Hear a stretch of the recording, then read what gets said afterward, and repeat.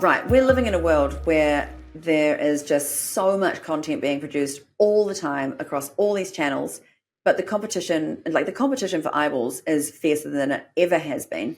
And also the competition for the standard of infotainment, like informative or educational or Yeah. entertaining content, is just so high. Content creators are just so good.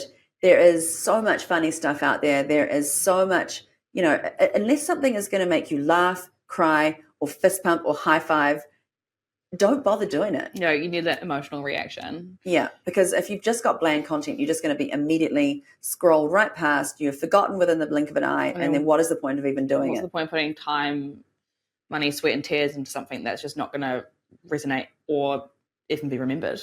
Exactly. So, I mean, part of the reason that we're living in this sea of same-sameness is the software that we use. So Canva templates. We're using Canva templates, Figma templates. There's best practice for everything. And it's really hard, even as a professional designer, to stray away from those templates because it's just, everything is just so easy to be templated. And I get that. The other reason is obviously AI. And so people are using the likes of ChatGPT or, Midjourney, all those other things. Those models are literally building content off of everything that's come before it. It doesn't have original thinking. So, it's easier than ever for anyone. Any numpty on the street can create a blog or a social post or use a template. And so we're entering this sea of, it's like a garbage dump of average content. But that means that the stakes have been raised for everybody. And so it's actually harder than ever to stand out above that sea of sameness. And if you can manage it, you're in a sea of garbage and you're like a huge ruby at the top of it just shining out, you know?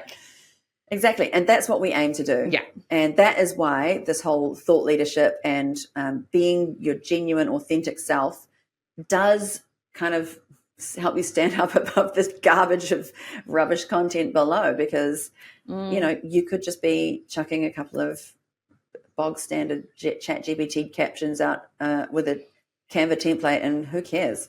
Yeah, I think like an important, it's easy to say it, but, it's just about like sitting down, planning it out and sitting down with your team as well and going, cool, what can we do for our content and as a team and as a brand that is going to make us stand out? So is that a really funny, engaging brand that's campaign that's wacky and sort of really sort of non-traditional, I feel like doing something that's just so far from like the norm helps people stand out. Sitting down going, cool, how can we leverage our brand and make that unique and make it where people laugh or cry, like you said, have an emotional reaction? Yeah, ultimately at the end of the day, there's a person behind the screen. So, we're all people, we all react emotionally. It's harder when you've got a very corporate brand that, the tone of voice and the brand guidelines don't allow for wacky. But if you are that kind of brand, then at the very least have the very best thought leaders that you can in your subject with heavyweight insights or intel that no one else has. Stand out in some other way. That doesn't have to be funny. It doesn't have to be, totally emotive. It can be just unbelievably good access to insights.